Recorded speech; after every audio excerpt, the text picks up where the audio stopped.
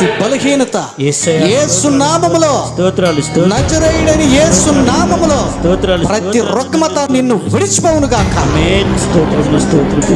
దిద్దుబాటు జీవితాలు దయచేయండి. బాల్యకాలం అందే సృష్టికర్తను స్మరణగా తెచ్చుకునే కృప వీరి జీవితాలకు దయచేయండి తండ్రి.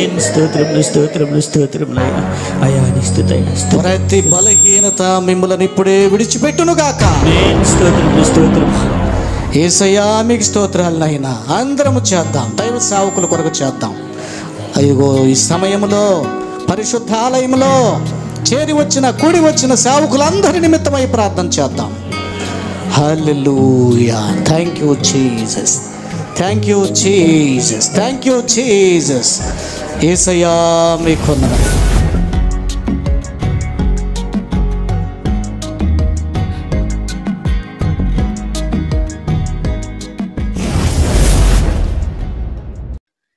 దారి తప్పిన జ్ఞానులు దరికి చేర్చిన దేవుడు. లేదనుకోండి, దారి తప్పిన జ్ఞానులు దారి చూపిన దేవుడు అని అయినా చెప్పచ్చు. సరే, వీళ్ళ దగ్గరకు వచ్చేలోపు మళ్ళా ఇంకొక విషయాన్ని కూడా మీకు చెప్పాలి. సమయానుకూలంగానే సమయం అయిపోయిందా? సమయానుకూలంగానే మాట్లాడుకుందాంలే మ్యాక్సిమం. ప్రియులారా,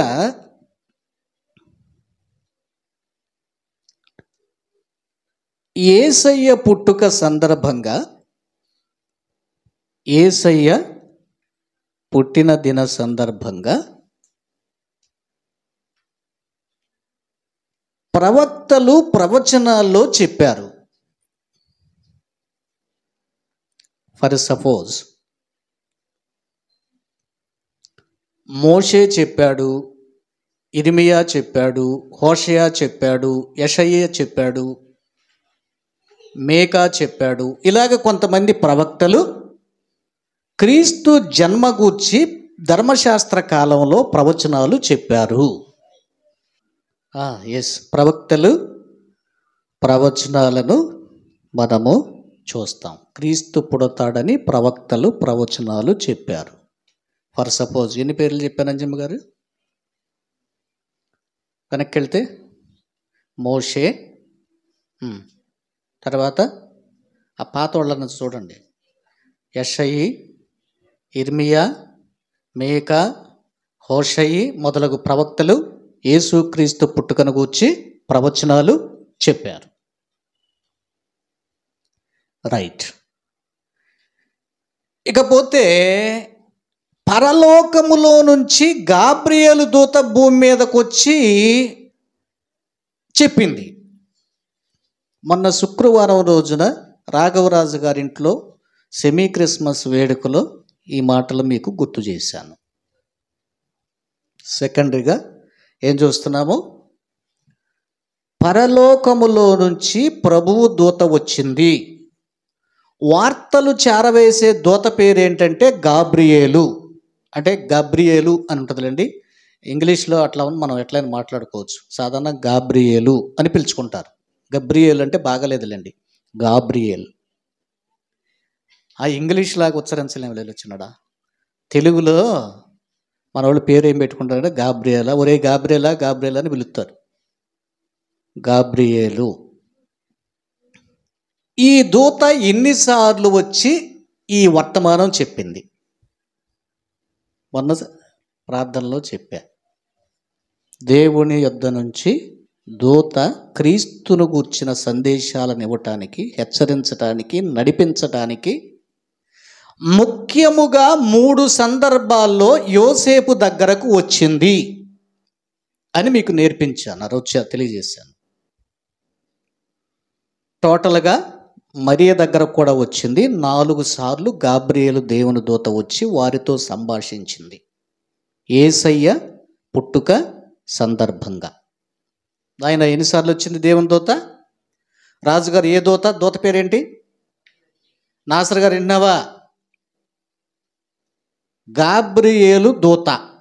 దూత పేరేంటి? గాబ్రియేలు. మనకి మరొక దూత గురించి కూడా బైబిల్లో పేరు ఉంటుంది, మిఖాయేలు. ఇతను సైన్యాధ్యక్షుడు. యుద్ధాలు చేసేవాడు. అదే ఇంగ్లీష్లో మైఖేల్ అంటారు. దానియేలు ప్రార్థన చేస్తూ ఉంటే పరలోకముల నుంచి ఒక వర్తమానాన్ని తీసుకొని గబ్రియేలు దిగి వస్తూ ఉంటే పరమండలంలో ఉన్న దురాత్మల సమూహము గాబ్రియేలు దేవదూతను ఆపేసినాయి. అప్పుడు మిఖాయేలు వచ్చి వాటితో యుద్ధం చేసి గాబ్రియేలుకు మార్గాన్ని సరళం చేసి కిందకు పంపించింది. అప్పుడు దూత దానియేలుతో మాట్లాడి ఈ సంగతులన్నీ చెప్పింది. దాదాపుగా ఎన్ని రోజులు ఆపాయంట? వాటి శక్తి చూడండి. దేవదూతను ఎన్ని రోజులు ఆపాయంట? 21 రోజు ఇంచుమించుగా ఆపేసినాయంట ఆకాశంలో. సరే వినండి, ఏం చెప్తున్నాను. మరియమ్మ కన్యక గర్భవతి అయ్యింది. ఇది చాలా రాంగ్ స్టేట్మెంట్ కదా, ఇది చాలా రాంగ్ కదా. ఆమెకి నాకు ఎలాంటి సంబంధం లేదు కదా, ఫిజికల్గా ఎలాంటి సంబంధం లేదు కదా, ప్రదానం చేసుకున్నానంతే, ఈమెకి గర్భవతి ఎట్లయింది అంటే ఈ అమ్మాయి ఏదో తప్పు చేసింది, పాపం చేసింది. సరే మరి ఏం చేయాలి? ధర్మశాస్త్ర ప్రకారంగా గ్రామ పెద్దలతో మాట్లాడి ఆ అమ్మాయిని బయటికి పిలిచి దాన్ని నిర్ధారణ చేసి రాడు రువి కొట్టి చంపించాలి. ఎవరు? యోసేపు. ఇది ధర్మశాస్త్ర విధి. అయితే యోసేపు నీతిమంతుడైన యవనస్తుడు. యోసేపు ఎవరు? చక్కగా భక్తిగా ప్రార్థనా జీవితం కలిగినటువంటి యవనస్తుడు. గుర్తుంచుకోండి. మనసులో అనుకున్నాడంట, పాపం పోని, ఇప్పుడు నేను గనక ఈ విషయాన్ని రేజ్ చేస్తే బయటికి పిలిచి ఆమెను అన్యాయంగా చంపేస్తారు. ఎందుకు వచ్చిన గొడవ? ఈ విషయాన్ని ఇక ఎక్కడ బయటకు పొక్కనేయకుండా ఇంక నాలో ఉంచుకొని ఆమెను వదిలేద్దాం, ఈ రహస్యాన్ని ఇంకెవరికి చెప్పొద్దు, ఇంకా ఆమె తిప్పలేదు, ఆమె పడుతుంది, తర్వాత సంగతి అనుకున్నాడంట. అంటే యోసేపు ఆలోచన ఎలాగుంది? మానవుడు కాబట్టి మానవ పంథాలో ఆలోచించాడు. మరి గర్భవతి ఎలా అయింది? పురుషుడితో కలిస్తేనే గర్భవతి అవ్వాలి కాబట్టి ఏదో తప్పు చేసింది అని ఆలోచన చేసుకుంటా ఉంటే పరలోకములో నుంచి దేవుడు వెంటనే తన దూతను పంపిస్తే దూత యోసేపుకు స్వప్నములో ప్రత్యక్షమై స్వప్నములో యోసేపుతో మాట్లాడింది. యోసేపా, నీ భార్యగా చేసుకున్నావే, ప్రదానం చేసుకున్నావు కదా, మరియా ఎలాంటి తప్పు చేయలేదయ్యా, ఆమె పరిశుద్ధాత్మ వలన గర్భవతిగా అయ్యింది, దేవుడు ఆమెను ముట్టాడు, చేర్చుకోవటానికి నువ్వేం భయపడొద్దు అని దూత చెప్పింది. హల్లెలూయా. నీతిమంతుడైన యోసేపు మరో మాట్లాడకుండా కలలో కనపడ్డ ఆ మాటలనందు విశ్వాసము ఉంచి చక్కగా ఆమెను దగ్గరకు చేర్చుకున్నాడు. ఇప్పుడు జనం ఏమనుకుంటారు? ఇక ప్రధానమైంది, ఇద్దరు దగ్గర ఉంటున్నారు కాబట్టి యోసేపు వలన ఆమె గర్భవతి అయింది అనుకున్నారు. అంతే. ఎంత త్యాగానికి సిద్ధపడ్డాడు చూసావా యోసేపు దేవుని మాటలు విని. ఇప్పుడు ఏమనుకుంటారు ఇక? అంతే కదా. యోసేపు చక్కగా త్యాగము చేసి దేవుని మాట విని, దేవుడు చెప్పింది నిజమే, ఈ మరియను మనం సేవ్ చేయాలంటే ఇంకా ఆమెను దగ్గరకు చేర్చుకోవాలి అని చక్కగా ఆమెను చేరదీసి విడిచిపెట్టకుండా మంచిగా వివాహము చేసుకొని ముందుకు సాగాడు. బట్ బైబిల్ ఏం చెప్తుందంటే యేసయ్య జన్మించేంత వరకు శారీరకముగా మరియను ఎరుగకుండెను, ఆమెను ముట్టకుండా చక్కగా అలాగే ఆమెతో మంచిగా కాపురం జరిగించారు. కాపురం చేశాడంటే అదే కలిసి జీవించటం, దట్స్ ఆల్. దూత చెప్పింది ఫస్ట్ ఆఫ్ ఆల్. ఇంకా ఇంతకంటే ముందు గబ్రియలు దూత ఏం చెప్పింది? మరియ ప్రార్థన చేసుకుంటున్నప్పుడు మరియ దగ్గరకు వర్తమానం తెచ్చింది. దయాప్రాప్తురాలా, నీకు శుభము కలుగునుగాక, యెహోవా వలన నీవు కృప పొందితివి, నీవు గర్భవతివి కాబోతున్నావు, దేవుడు నీ కడుపున జన్మించబోతున్నాడు అని చెప్తే, అయ్యో ఇది ఎలాగ సాధ్యమండి, నేను పురుషుని ఎరగని దాననే అని ఆమె చెప్తుంది. లేదు లేదు, పరిశుద్ధాత్మ నిన్ను కమ్ముకుంటుంది, నీవు కుమారుని కంటావు అని చెప్పింది. ఇది అసలు ఫస్ట్ వర్తమానం. మరియమ్మ నమ్మింది, ఓబే అయ్యింది. హబేబే వద్దండి, లోకం అంతేమనుకుంటారు, నన్ను చెడ్డగా చూస్తారు కదా, ఏదన్నా తప్పు జరిగితే చంపేస్తారు కదా అని భయపడకుండా ధైర్యం తెచ్చుకొని దేవుని మాటకి విధేయత చూపి యాక్సెప్ట్ చేసింది మరియా. సెకండ్ యోసేపు. ఓకే, అయితే రాజు చంపాలి 2 ఏళ్ళు నిండినటువంటి పిల్లలను అనుకున్నప్పుడు మళ్ళా వెంటనే దేవుని దూత మాట్లాడి, హేరోదు శిశువును చంపజూస్తున్నాడు గనక నువ్వేం చేస్తావంటే నువ్వు వెంటనే ఇక్కడి నుంచి బయలుదేరి ఐగుప్తుకు వెళ్ళు అని చెప్పింది.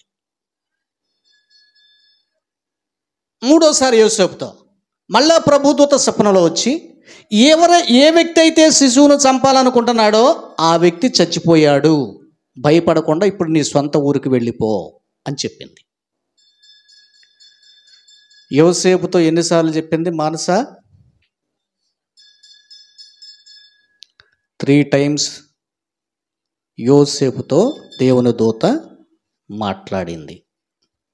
1, గలిలయ ప్రాంతానికి చెందిన నజరేతు అనేది వాళ్ళ సొంత ఊరు. యోసేపు యొక్క సొంత ప్రాంతం నజరేతు. నజరేతులో ఉన్నప్పుడు దేవుడు మాట్లాడాడు, ప్రభుదూత మాట్లాడింది. తర్వాత బెత్లెహేములో ప్రజాసంఖ్య వ్రాయించుకోవటానికి వచ్చాడు. శిశువు జన్మించాడు. అవునా? జన్మించిన తర్వాత హేరోదు చంపాలనుకున్నాడు గనక బెత్లెహేములో ఉండగా మరలా ప్రభుదూత మాట్లాడింది. అక్కడి నుంచి ఎక్కడికి వెళ్ళిపోయారు? ఐగుప్తు దేశానికి వెళ్ళారు. ఐగుప్తు దేశంలో కూడా దేవుని దూత మాట్లాడి మరలా నీ సొంత గ్రామానికి వెళ్ళమంటే ఎక్కడికి వచ్చాడు? నజరేతుకు వచ్చి అక్కడ కాపురం ఉండెను అని బైబిల్లో ఉంటుంది. ఒక క్లారిటీ వచ్చిందా? యేసయ్య పుట్టుకలో యోసేపుతో దేవుడు మాట్లాడి చక్కగా వారిని ఏ సమయానికి ఎక్కడికి పంపాలో అక్కడికి దేవుడు పంపించుకుంటూ వచ్చినట్లుగా మనం చూస్తున్నాం. హల్లెలూయా. ఇవి లేఖనాల్లో ఉన్నాయి. ఏంటయ్యి? జ్ఞానులైన వారు మొట్టమొదటిగా హేరోదు రాజు దగ్గరకు వచ్చి హేరోదు రాజుతో వాళ్ళు ఏమని అడిగారంటే, ఏమండి రాజుగారు, యూదులకు రాజుగా పుట్టినటువంటి వాడు ఎక్కడున్నాడు? మేము ఆయనను పూజింపవచ్చాము అని రాజుగారితో మాట్లాడారు. వినండి. జ్ఞానులు తూర్పు దేశము నుండి ప్రయాణం చేసి, వీరి గురించి మొదటి పాటలో కొంత భాగం పోయిన వారు మీకు చెప్పాను. వీళ్ళకి అసలు ఎలా తెలుసు అన్నదా సంగతి కూడా మీకు మొదటి పాటలో చెప్పాను. యూదుల రాజు అని వీళ్ళకి ఎలా తెలుసు? వీళ్ళు తూర్పు దేశపు జ్ఞానులు కదా. యూదులకు రాజు పుడతాడని వీళ్ళకి తెలుసా? ఇశ్రాయేలీలకి తెలుసు, ముందే తెలుసు అని చెప్పా మీకు. ఇశ్రాయేలీలకు రక్షకుడు పుడతాడని ఇశ్రాయేలీలకు ముందే తెలుసు. యూదుల రాజుగా పుట్టినవాడు ఎక్కడున్నాడు? మేము ఆయన నక్షత్రమును చూచి తూర్పు దిక్కున ఆయనను పూజింపవచ్చాము రాజా అని రాజుగారితో అన్నారు. చాలండి, ఇక వినండి. రాజుగారి దగ్గరకు వచ్చి జ్ఞానులు చెప్పిన మాటలు ఇవి. హల్లెలూయా. యూదులకు రాజుగా పుట్టినవాడు ఎక్కడున్నాడు? మేము పూజించడానికి వచ్చామయ్యా అని చెప్పారు. ఎవరు? ఎంతమంది?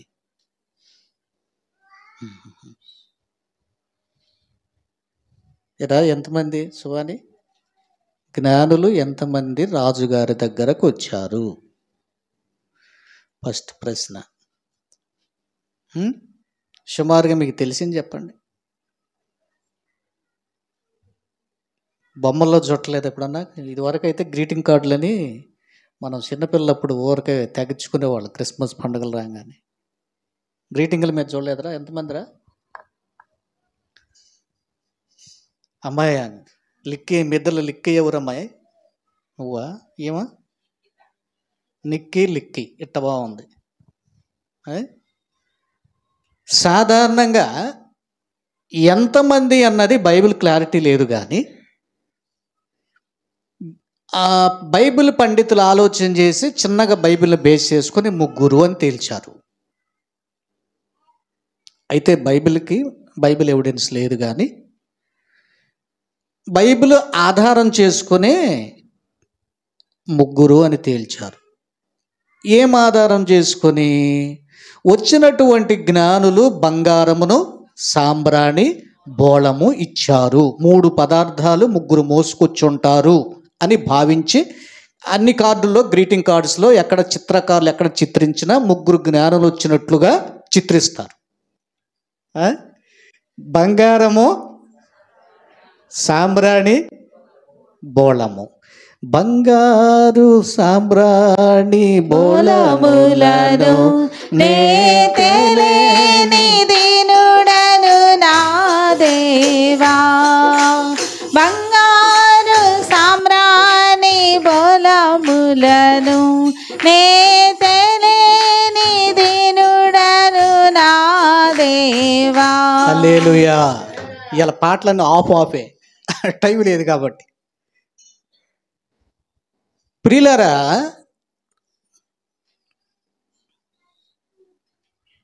యోధా దేశములోనే రాజు పుట్టాడని జ్ఞానులు అంటే సైంటిస్టులు అని పిలవచ్చు, ఖగోళ శాస్త్రజ్ఞులు అంటారు. ఏమంటారు ఇంగ్లీష్లో? ఖగోళ శాస్త్రజ్ఞులు అంటారు వీళ్ళు. అంటే చంద్రుణ్ణి, సూర్యుణ్ణి, చుక్కల్ని, నక్షత్రాల్ని, ఆకాశ మండలాన్ని అంచనా వేసి విషయాలను కనుగొనే సైంటిస్టులు వీళ్ళు. మంచి జ్ఞానము కలిగిన వారు, తెలివి కలిగిన వారు. మనలాగేదో కాతికూతి చదువులు కాదు.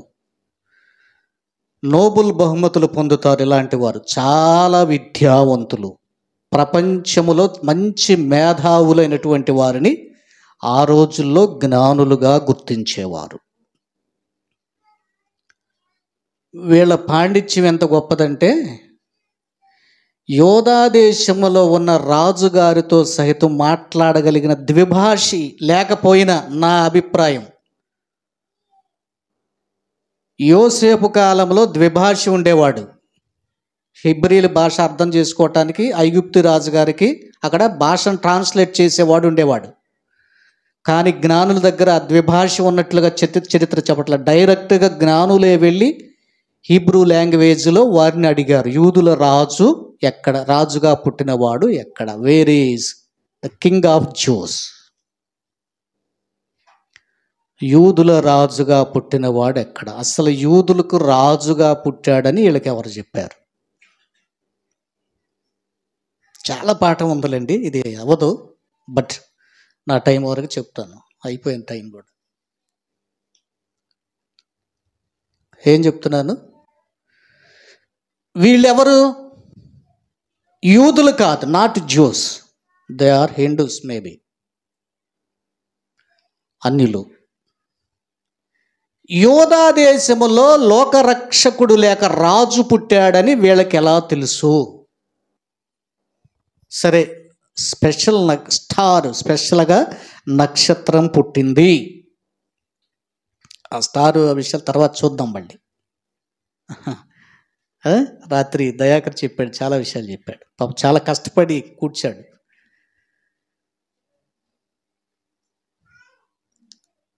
వీళ్ళకి ఎవరు చెప్పారు? ఒకవేళ నక్షత్రం పుడుతుందన్న సంగతి, స్పెషల్గా నక్షత్రం పుడుతుందన్న సంగతి యూదులకి ఏమన్నా తెలుసా? ముందే తెలుసు. సంఖ్యాకాండం 24:17 నక్షత్రము యాకోబులో ఉదయించును అంటే యూదులకి ఒక కోడ్ ఇవ్వబడింది, లేకపోతే ప్రవచనం ఒకటి ఉంది. వీళ్ళకి తెలుసు ఒక స్పెషల్ స్టార్ ఆకాశంలోకి వస్తుంది అన్న సంగతి. ఈ సంగతి ఎవరు చెప్పారు? మోషే చెప్పాడు. కేజే ఎవరు చెప్పారు? ఇంకెన్నాళ్ళే నువ్వు ఎడుండేది చెప్పండి. ఎవరు చెప్పారు? మోషే చెప్పాడు. ఎవరి గురించి చెప్పాడు? స్టార్ గురించి చెప్పాడు. ఎవరా స్టారు? యేసయ్యే. హల్లెలూయా. స్టార్ ఎవరు? మన యేసయ్యే. ఆయన రైజింగ్ స్టార్, మార్నింగ్ స్టార్. అసలు స్టార్లకే స్టార్ ఆయన. ఆయన చేతుల్లోనే 7 స్టార్లు పట్టుకుని ఉంటాడు ప్రకటన గ్రంథంలో. దేవుని స్తోత్రం చెప్పండి. హల్లెలూయా. సరే వినండి, మోషే ఇంకొక మాట కూడా చెప్పాడు. ఇంకొక మాట ఏం చెప్పాడు తెలుసా? మోషే, నా వంటి ఒక ప్రవక్తను దేవుడు మీలోనికి పంపిస్తాడు అని యేసువారి గూర్చిన ఒక ప్రవచనాన్ని చెప్పాడు. ఏం చెప్పాడు? నా వంటి అంటే మోషే అప్పటికి ఏం అర్థం చేసుకోగలిగాడంటే తన దర్శనంలో ఒకవేళ దేవుడే శరీరం ధరించుకుని వస్తున్నాడన్న సంగతి మోషేకి అర్థం కాల నా అంచనా ప్రకారం. లేకపోతే నా వంటి వాడని చెప్పేవాడు కాదు. నా వంటి వాడు అంటే అర్థం ఏంటంటే ఒక నాయకత్వం చేసేవాడు, ఒక పరిపాలన చేసేవాడు, నడిపించేవాడు, యూదులకు రక్షకుడు.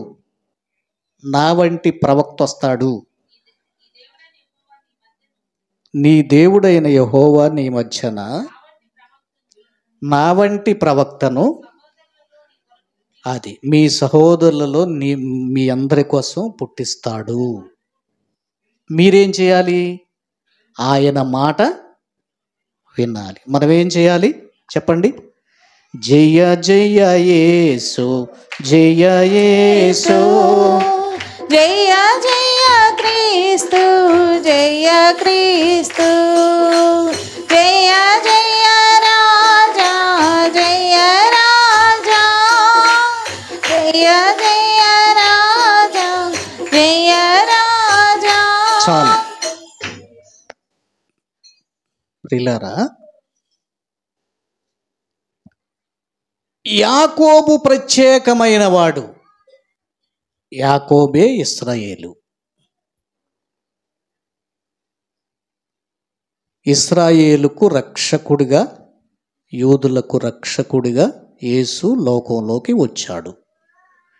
స్టార్ వస్తుంది, ప్రత్యేకమైన చుక్క పుడుతుంది అని ముందు యూదులకు బాగా తెలిసిన ప్రవచనం ఉంది.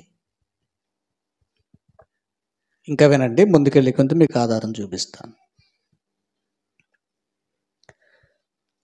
యాకోబు స్పెషల్, దేవునికి చాలా ప్రత్యేకమైన వాడు యాకోబు.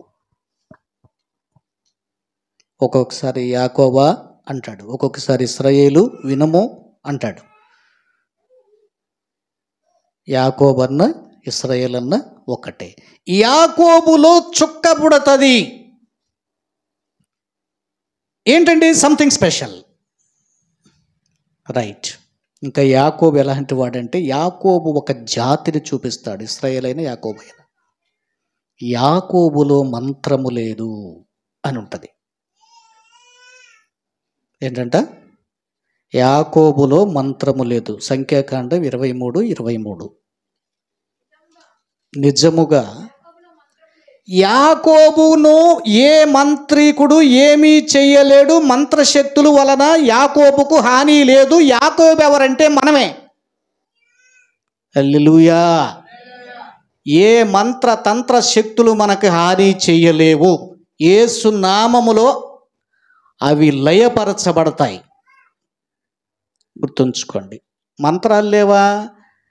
ఉన్నాయి. తాంత్రికులు లేరా? ఉన్నారు. చేతబడులు లేవా? ఉన్నాయి. నేటికి అంటిల్ దన్నావు లోకంలో ఇవన్నీ ఉన్నాయి. కానీ ఆయన ప్రజలలో అంటే లేదు అంటే దాని అర్థం ఏంటంటే అది పని చేయలేదు. ఆ దురాత్మ, ఆ శక్తి మన మీద పని చేయలేదు. గుర్తుంచుకోండి. అయితే నువ్వు సంపూర్తిగా లోబడి ప్రభువును ప్రేమించాలా. నేను ఒకడికి ఏడేస్తాను, ఒకడికి బజార్లో పెడతానంటే కుదరదు. మళ్ళీ ఒకడికి చర్చిలో ఉంచుతాను, ఒకడికి బజార్లో ఉంచుతానంటే ఏం చేయలేడు, దేవుడు ఏం చేయలేడు. 2 అడుగులు చర్చిలోనే ఉండాలి. రెండు పడవల మీద కాలేస్తే ఎటు వెళ్తా? జాగ్రత్తగా డెసిషన్ తీసుకోండి, మారు మనసు పొందండి. ఆయన అతిశయంగా చెప్తాడు అబ్రహాము దేవుణ్ణి, ఇస్సాకు దేవుణ్ణి, యాకోబు దేవుణ్ణి. యాకోబులో మంత్రం లేదు, యాకోబులో రక్షకుడు ఉదయిస్తాడు. ఇవన్నీ ఎవరికి తెలుసు?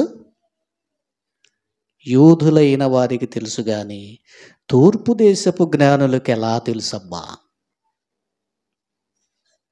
వాళ్ళు అన్యులు కదా. రాత్రి మీకు ఒక విషయం చెప్పాను దీని గురించి. ఈ ఖగోళ శాస్త్రజ్ఞులైనటువంటి వారు చుక్కలను ఎస్టిమేట్ చేయటం ఏంటయ్యి?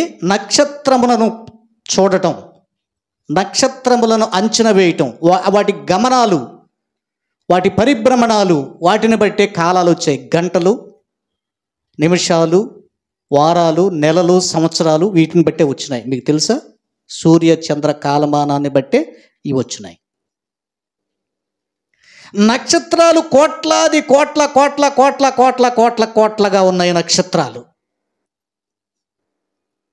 అయితే వాటన్నిటికి కూడా యేసయ్య పేర్లు పెట్టేశాడంట. హల్లెలూయా. నక్షత్రముల సంఖ్యను ఆయనే నియమించును, నక్షత్రముల సంఖ్యను ఆయనే నియమించును. హల్లెలూయా. మీకు ఎవరికైనా ఈ సంగతి తెలుసా? దేవుడు నక్షత్రాలకి పేర్లు పెట్టాడన్న సంగతి మీకు ఎవరికైనా తెలుసా? ఇవేదో హిందూ విధానంలో ఉంటాయండి అనుకుంటున్నారు కదా. మన బైబిల్లోవే. యోబు గ్రంథం టకటగా చదివేసేయండి. 38, 31. ఆమోస్ 5:8. కృత్తికా నక్షత్రమును బంధించగలవా? ఇక్కడ ఒక నక్షత్ర పేరు వచ్చింది, కృత్తికా నక్షత్రము, మృగశీర్షిక నక్షత్రము. ఇప్పుడు యువతలకు వచ్చేయండి. 5:8 ఆమోస్. తర్వాత కీర్తన 147:4. ఆయన సప్తఋషి నక్షత్రములను, మృగశీర్ష నక్షత్రములను సృష్టించినవాడు. నిజానికి ఇప్పుడు 147లోకి రండి త్వరగా. నక్షత్రముల సంఖ్యను ఆయన నియమించి ఉన్నాడు. కానీ మనిషి ఇంతవరకు ఎన్నో చెప్పలేడు. హల్లెలూయా. వాక్యం ఎంత సత్యం అండి, వాక్యం ఎంత యథార్థమైనది. నేను చెప్పింది రైటేనా? వాటన్నిటికీ ఆయన పేర్లు పెట్టాడు. మనకు తెలియదు, మనకు కొన్ని చెప్పాడు. అన్నీ చెప్పలా, కొన్ని చెప్పాడు. నక్షత్రం అండి సూర్యుని కంటే పెద్దగా ఉంటాయి. కానీ మనకి పెద్దగా ఏం కనపడతాడు? సూర్యుడే కనపడతాడు. ఫస్ట్లోనంటండి సైంటిస్టులు అంట 3000 నక్షత్రాలు ఆకాశంలో ఉన్నాయి అనుకునేవాళ్ళంట. ఫస్ట్లో సైంటిస్టులు ఏమనుకున్నారంట? 3000 నక్షత్రాలు ఉంటాయి మొత్తం కలిపి అనుకున్నారంట. ఇప్పుడు ఏమంటారంటే అబ్బే పాలపొంతలుగా ఉన్నాయి అన్నారు. పాలపొంతలు ఏంటరా నాయన? దాన్ని ఏమంటారు? గెలాక్సీ అంటారు. పాలపొంత ఏంటరా నాయన? పాలపొంతలు ఎన్ని ఉంటాయరా బాబు అంటే కోట్ల కోట్లు ఉంటాయి అంటాడు. అలాంటి పాలపొంతలు ఎన్నో అంటే కోట్ల కోట్లు అంట.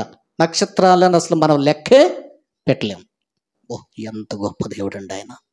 అయితే ఇట్ ఈస్ స్పెషల్ స్టార్. ఏంటంటే యేసు జన్మించిన వెంటనే ఒక ప్రత్యేకమైన ఒక నక్షత్రం పుట్టింది. ఇది స్పెషల్. ఎన్ని లక్షల కోట్లు ఉన్నా. ఫర్ సపోజ్ రాజుగా పుట్టాడనగానే శాస్త్రులను పిలిచి, జ్ఞానులను పిలిచి, యోధా పెద్దలను పిలిచి రాజుగారు లేఖనాలు తెప్పించి చదివించాడు. ఎక్కడ పుడతాడని లేఖనాల్లో ఉంది అని. యోదయ బెత్లెహేములో పుడతాడని లేఖనాలు చెప్తున్నాయని వాళ్ళు చెప్పారు. అంటే వాళ్ళకి ముందే ఈ విషయము తెలుసు అని దీని అర్థం. మరి తూర్పు దేశపు జ్ఞానులకు ఎలా తెలుసండి? రాజుగా పుట్టాడని డైరెక్ట్గా రాజుగారి దగ్గరకు వచ్చారు. ఇక్కడ జాగ్రత్తగా వినాలి. మీకు out of line, Bible out of line మీకు చెప్పాను. జొరాస్ట్రియన్ అనే ఒక రిలీజియన్ స్థాపించినటువంటి గురువు ప్రవచనాత్మకంగా గ్రంథస్థం చేశాడు ఈ సంగతి తన గ్రంథంలో. యోధాదేశంలో ఒక ప్రత్యేకమైన రాజు రక్షకుడు పుడతాడు, అప్పుడు ఆకాశంలో ఒక ప్రత్యేకమైన తార వెలుస్తుంది అని ప్రవచనం చెప్పాడు. రైటేనా? రైటే. ఎందుకని? యూదాలో కూడా ఈ ప్రవచనం ఉంది. యాకోబులో నక్షత్రము ఉదయించును. మరి ఆ ప్రవక్త దీన్ని కాపీ చేసి చెప్పాడో ఓనుగా చెప్పాడో మనకు తెలియదు. కానీ ఆ గ్రంథాలను పరిశీలించినటువంటి జ్ఞానులు, ఖగోళ శాస్త్ర జ్ఞానులు, శాస్త్రజ్ఞులు, సైంటిస్టులు, జ్ఞానులు నక్షత్రాన్ని చూసి పరిశీలన చేసి చక్కగా వాస్తవాన్ని పసిగట్టిన మంచి జ్ఞానులు ప్రయాణం చేశారు, కానీ దారి తప్పారు. హల్లెలూయా. ఎలా దారి తప్పారు తేజ?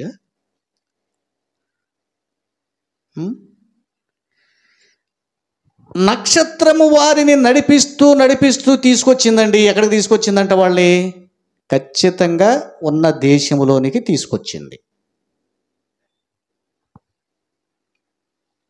దేశములో అంటే యోధా దేశంలోకి తీసుకొచ్చింది నక్షత్రం. ఎందుకంటే వాళ్ళ ప్రయాణంలో వాళ్ళకు ముందుగా ఈ నక్షత్రం నడిచిందంట.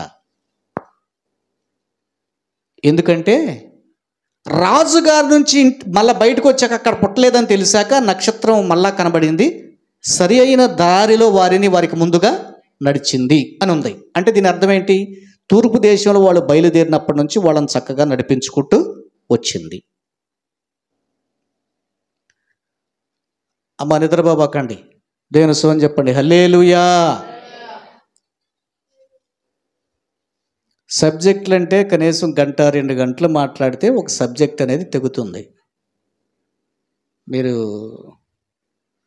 నిద్రపోతే నేనేం చెప్పలేను.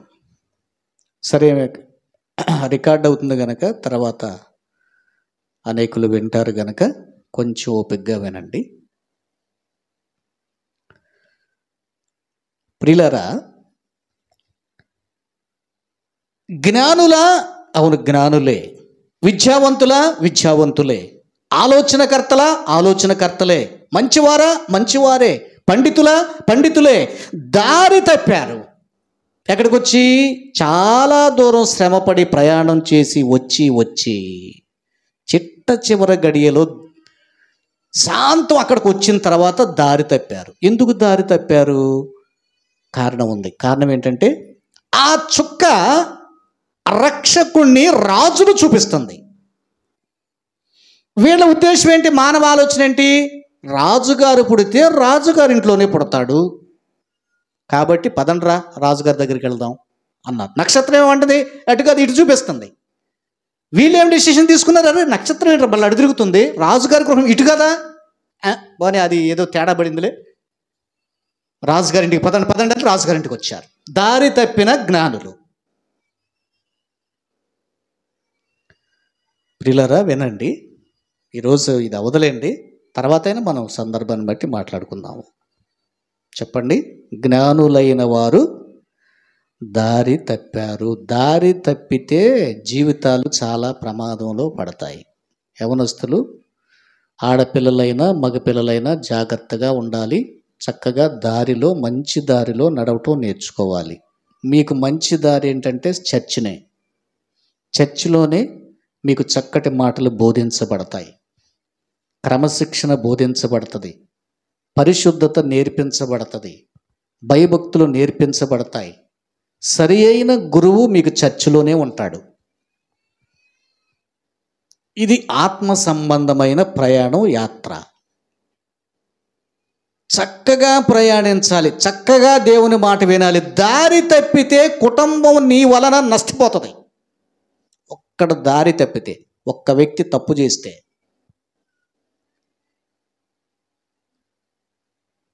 మరొకరు నీ వలన అపాయాన్ని పొందాల్సి వస్తుంది. జాగ్రత్త. ఆకాను వస్త్రాలను ఆశించాడు. ఆకాను ఏం చేశాడు? కొన్నింటిని కాజేసి డేరాలో మట్టి తీసి గొయ్యి తీసి దాచుకున్నాడు. కొంత వెండిని ఆకాను కొన్ని వస్త్రాలను ఏం చేశాడు? దారి తప్పి ఆలోచన పొరపాటుగా చేసి ఎవరు చూస్తున్నారులే కొంత తీసుకుందాం అనుకుని తప్పు చేశాడు. దారి తప్పాడు. ఈయన పేరు గుర్తురాట్లేదు. ఎలీషా దగ్గర ఉంది ఎవరు? గెహాజీ. గెహాజీ కూడా ఏమనుకున్నాడంటే దారి తప్పాడు. ఆలోచన చేశాడు, మా గురువు గారికి బంగారం అంటే ఇష్టం లేదు, నాకెందుకు, నాకు కావలసిందేను. ఎంత పిచ్చోడు ఆయన, ఇంత వెండి తెచ్చాడు, అది తెచ్చాడు, ఇది తీసుకోమంటే తీసుకొని అంటాడేంటి, తీసుకున్నాక నీయొచ్చు కదా అనుకున్నాడేమో. మెల్లిగా గురువు గారిని చూడకుండా వెనకాల పరిగెత్తుకుంటా వెళ్ళి, ఏమండి, దారి తప్పి నయమాను దగ్గరకు వెళ్ళి, అయ్యా మా గురువుగారికి పంపించాడండి. ఎంత అబద్ధం అండి, ఎంత చక్కగా అతికేటట్టుగా చెప్పాడండి. కొంతమంది అబద్ధం ఆడితే అతికేటట్టుకుంటుందంట, కొంతమంది అబద్ధం ఆడితే అప్పుడు దొరికిపోతారు. హల్లెలూయా. ప్రియులారా, వీరు ఆశించి దారి తప్పి తెచ్చుకొని గెహాజీ తన వంశానికి మొత్తానికి కుష్టిచ్చాడు. ఆకాను దారి తప్పి పాపం చేసి తనతో పాటు తన ఇంటి వారందరూ నష్టపోయారు. కోరాహు దారి తప్పి ప్రవక్తను ఎదిరించి తనతో ఉన్న వారందరూ నశించిపోయేలాగా చేశాడు. ఏమంటే యోనా దారి తప్పి తనతో ఉన్న వారందరి మీద భయంకరమైన ఉపద్రవం తెచ్చాడు. దారి తప్పిన జ్ఞానులు వీళ్ళెంత భయంకరమైన తప్పు చేశారో తెలుసా? మీకు ఇప్పటి వరకు అర్థం కాల. వీళ్ళు దారి తప్పుట వలన హేరోదు రాజు 2 ఏండ్లు నిండని శిశువులందరినీ చంపేసేశాడు. అయ్యో, వీళ్ళు గనక ఆ ఇంటికి వెళ్ళకపోతే ఇది జరిగేది కాదు. చాలామందికి విషయం తెలియదు. జ్ఞానులు గనక హేరోదు రాజు ఇంటికి వెళ్ళి, అయ్యా రాజుగారు పుట్టాడండి అని అడిగి ఉండకపోతే, నక్షత్రాన్ని చక్కగా వెంబడిస్తూ వెళ్ళిపోతే రామాలో అంగలార్పు వినబడేది కాదు. అంటే ఆ ప్రవచనం నెరవేరాలి కదండి. మొదటి ప్రవచనం ఏంటి? యోదయ బెత్లెహేములో దేవుడు పుడతాడని చెప్పారని శాస్త్రులు చెప్పారండి. యోదయ బెత్లెహేములో పుడతాడని ఎవరు చెప్పారండి? మీకా చెప్పాడు. చదవండి, 5వ అధ్యాయం 2వ వచనం. బెత్లెహేములో సందడి, పశుల పాకలో సందడి, యేసు పుట్టాడని, మహారాజు పుట్టాడని. హల్లెలూయా. భారతమ్మ గారు చెప్పమంటారా? లత చెప్పమంటావా? ఆపేయమంటావా? టైం అయిపోయింది. ఎందుకంటే రేపుకి నేను చెప్పలేను. పండగ కదా, పండగ అంతా పండగలాగానే ఉంటుంది. సబ్జెక్ట్ ఏం చెప్పలేను. తర్వాత మన కొత్త హీరోలు దింపుతాం. కొత్త తరం రావాలి కదండి. ఎప్పుడు ఈ జాన్ బాబు పాస్ గారు ఏమి వింటామని, సుదర్శన్ గారు, అదేమంటే దయాకర్ గారు, ఈ జాన్ బాబు గారు కాకుండా కొత్త తరాన్ని సిద్ధం చేద్దాం యుద్ధానికి. హల్లెలూయా. ఎంత ఏంటి మీకా చదవండి. బెత్లెహేము ఎఫ్రాతా, యోదావారి కుటుంబంలో నీవు స్వల్ప గ్రామమైనను నా కొరకు ఇశ్రాయేలును ఏలుబోవాడు నీలో నుండి వచ్చును. ఈ ప్రవచనాన్ని మత్తయి సువార్తలో 2వ అధ్యాయంలో హేరోదు రాజు తెప్పించి చదివించాడు. మీకు అర్థమైందా? శాస్త్రుల పరిశీలి చదివిన లేఖనం ఇది. బెత్లెహేములో పుడతాడన్న సంగతి మత్తయి సువార్త 2వ అధ్యాయంలో 6-7 వచనాల్లో ఉంది కదా. 5-6 వచనాల్లో ఈ రిఫరెన్స్ ఎక్కడదంటే మీకా చెప్పిన ప్రవచనం. ఇప్పుడు ఆగండి, తర్వాత నేర్చుకుందాం అన్నాగా ఇంకా కొంచెం డెప్తీగా విందాం. ఎవరు పుడతారు? ఎవరు పుడతారు? ఏమండి, మోషే ఏం చెప్పాడంటే ఇశ్రాయేలీలకి, నా వంటి ఒక ప్రవక్తను దేవుడు మీకోసం పుట్టిస్తాడు అని చెప్పాడు. ప్రవక్తలు ఏం చెప్పారంటే, యెషయా ఏం చెప్పాడంటే, కన్య గర్భాన పుడతాడు, ఆలోచనకర్త, ఆశ్చర్యకరుడు, రాజ్య భారం అతని మీద ఉంటుంది, అంటే రాజు పుడతాడు. టోటల్గా క్రీస్తు కాలానికి ఇశ్రాయేలీలు ఎదురు చూశారు. ఎవరి కోసం ఎదురు చూశారో తెలుసా? మెస్సయ్య పుడతాడు అని. ఎవరు పుడతారని? సీతమ్మ గారు వింటున్నారా? ఎవరు? మెస్సయ్య. ఎప్పుడన్నా విన్నారు ఈ మాట? మెస్సయ్య అని బైబిల్ ఎప్పుడైనా చదివారా? చదివిన వాళ్ళు చేస్తండి. మెస్సయ్య అన్న మాట బైబిల్లో చదివారా అని అడిగాను.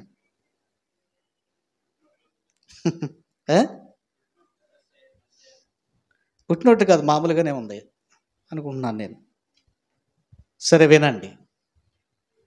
ఇశ్రాయేలీలు ఎదురు చూస్తున్నారు. ఎవరి కోసం? మెస్సయ్య కోసం. ఈయనే క్రీస్తు అని కూడా అంటారు. క్రీస్తు కోసం ఎదురు. అందుకని క్రీస్తు ఎక్కడ పుడతాడు అని హేరోదు అడిగాడు. లేఖనాలు ఏంటి? క్రీస్తు. క్రీస్తు అనగా అర్థం ఏంటి? అభిషిక్తుడు. మెస్సయ్య అనగా అర్థం ఏంటి? అభిషిక్తుడు. అభిషిక్తుడు అంటే ఏం అభిషిక్తుడు? పరలోకమందున్న తండ్రి అభిషేకించి భూమి మీదకి పంపిస్తాడు, ఆయన భూమి మీద రాజ్యపాలన చేస్తాడు అని ఇశ్రాయేలుకి అర్థం చేసుకున్నారు. మెస్సయ్య అనే మాట కావాలా మీకు? యోహాను సువార్త 1వ అధ్యాయం 42 ఏంటో చూడండి. ఇతడు మేము మెస్సయ్యను కనుగొంటిమి. చాలండి. ఎందుకు చెప్పాడు ఈ మాట? పరలోకముల నుంచి మెస్సయ్య వస్తాడు, పరలోకముల నుంచి క్రీస్తు వస్తాడు. యూదుల రాజు ఏమడి హేరోదు రాజు ఏమడిగాడు? క్రీస్తు ఎక్కడ పుడతాడు? ఇక్కడ వీళ్ళ సంభాషణ ఏంటి? మేము మెస్సయ్యని కనుగొన్నాం. అంటే కనుగొన్నామంటే ఏంటి? మెస్సయ్య వస్తాడని వాళ్ళకి తెలుసు, ఆయన రాజు అని తెలుసు, ఆశ్చర్య కార్యాలు చేస్తాడు, గొప్ప కార్యాలు చేస్తాడు, సూచక్రియలు చేస్తాడు, దేవుడే పంపిస్తాడు. అందుకని నేనేం చెప్పాడు? మెస్సయ్యను మేము కనుగొన్నాము, చూసాము. రాజుగారు క్రీస్తు అని చెప్పాడు. దేవదూత ఏం చెప్పింది? యేసు అని పేరు పెట్టమంది. యెషయా ఏం చెప్పాడు? ఇమ్మానుయేలు అని చెప్పాడు. ఇప్పుడు టోటల్గా ఎన్ని పేర్లు? యేసుమణి గారు ఎన్ని పేర్లు చెప్పాను? యెషయా ఏం పేరు పెట్టాడు ప్రవచనంలో? ఇమ్మానుయేలు. దేవదూత ఏం పేరు అని చెప్పింది? యేసు. ఎవరి కోసం ఎదురు చూస్తున్నారు? మెస్సయ్య కోసం. ఆయనకు మరో పేరు క్రీస్తు. హల్లెలూయా. మెస్సయ్య అంటే అభిషిక్తుడు, క్రీస్తు అంటే అభిషిక్తుడు, యేసు అంటే రక్షకుడు, ఇమ్మానుయేలు అంటే దేవుడు మనకి తోడు అని అర్థం. తెలుగులో మనం యేసు అంటున్నాం, ఇంగ్లీష్లో జీసస్ అంటారు, హిందీ వాళ్ళు ఈసు మసీ అంటారు. ఇక వాళ్ళ భాషల్లో పేరు మారిపోద్ది. మన పేరు అయితే మారదు.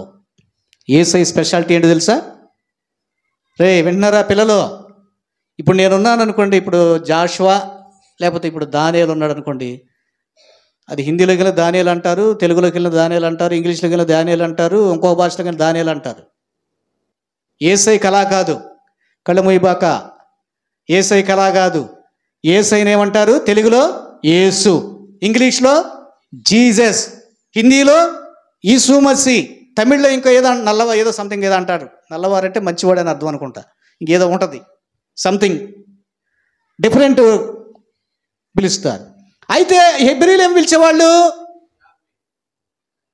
యావే అంటే యెహోవా పేరండి, అది యావే, దేవుణ్ణి యావే అని పిలుస్తారు. ఈయన్ని యాషువా ఏదంటారు.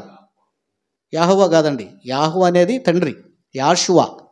యేసుని హీబ్రూ పిల్లలు ఏం పిలుస్తారంటే యాషువా అని ఇది పిలుస్తారు. కానీ ఏ పేరుతో పిలిచినా దయ్యాలు గడగడగడగడ వణుకుతాయి. యేసు అంట, జీసస్ అన్న, ఈసు మసీ అన్న, యాషువా అన్న, దయ్యాలు ఏమవుతాయి? గడగడ గడగడ వణుకుతాయి. ఆయన పేరు వింటేనే దయ్యాలు వణుకుతాయి. ఆయన పేరే మనం ఉచ్చరించాలి. ఇతర దేవుళ్ళ దేవతల పేర్లు మనం ఉచ్చరించకూడదని ధర్మశాస్త్రం చెప్పింది. అందుకని దావీదు 16వ అధ్యాయంలో ఏం చెప్తాడు? నేను పేర్లైన నా నోటితో ఎత్తను అన్నాడు. హల్లెలూయా. వీరు దారి తప్పారు. దారి తప్పిన జ్ఞానులు చాలా భయంకరమైన శిక్ష తెచ్చారు. ఇది ఎక్కడ తెచ్చారు? ఏమండి, 2 ఏళ్ళు నిండిన శిశువులు వధించేశాడు కదా. వినండి, అంటే టైం అయిపోయిందని కొంచెం టెన్షన్ పడుతున్నాను. వధించారు కదా, అయిపోయింది కదా. దీనికి ఒక ప్రవచనం ఉంది. ఇర్మియా ప్రవచించాడు ఎలా జరుగుతుందని. చదవండి. రామాలో అంగలార్పు వినబడును, ఏడుపును మహారోదనను పుట్టును. రాహేలు తన పిల్లల విషయమై ఏడుస్తుంది, ఓదార్పు నొల్లక చాలా బాధపడుతుంది. ఆగండి, ఇది ఇర్మియా ప్రవచనం హేరోదు కాలంలో నెరవేరింది. దీని అర్థం ఏంటంటే 2 ఏండ్లు నిండని చంటి పాపలందరినీ, అంటే మగపిల్లలందరినీ హేరోదు చంపించాడు. మరి చంపిస్తే తల్లులు ఉసురుమంటారు కదండి, ఏడుస్తారు కదండి. రాహేల్ అంటే యోధావారు, లేయా రాహేల్ అంటే ఇజ్రాయేలీలు. టోటల్గా ఇజ్రాయేలీలు స్త్రీలు ఆ రోజున తమ బిడ్డల్ని పోగొట్టుకున్నారు, ఏడ్చారు. బిడ్డ పోతే అసలు ఎవరైనా ఓదార్చగలరా? అందుకే వారిని ఎవరు ఓదార్చలేనంత దుఃఖము వాళ్ళకి కలుగుతుంది అని ఇర్మియా కొన్ని వందల సంవత్సరాల ముందే ఈ ప్రవచనం చెప్పాడు. ఇది నెరవేరింది. బెత్లెహేంలో పుడతాడని మేక కొన్ని వందల సంవత్సరాల ముందు చెప్పాడు. ఇది నెరవేరింది. Please subscribe our YouTube channel క్రీస్తు విజయం. క్రీస్తు విజయం అనే మన ఛానల్ని సబ్స్క్రైబ్ చేయండి. మన వీడియోలను లైక్ చేయండి, షేర్ చేయండి, కామెంట్ చేయండి. మన క్రీస్తు విజయం అనే ఛానల్లో ఆధ్యాత్మిక సందేశాలు, మంచి మంచి సాక్ష్యాలు, వార్తా విశేషాలు ప్రచురింపబడుతున్నాయి. తప్పక వీక్షించండి, దీవెనలు పొందండి. Please like, share, comment our videos. Don't forget to subscribe క్రీస్తు విజయం.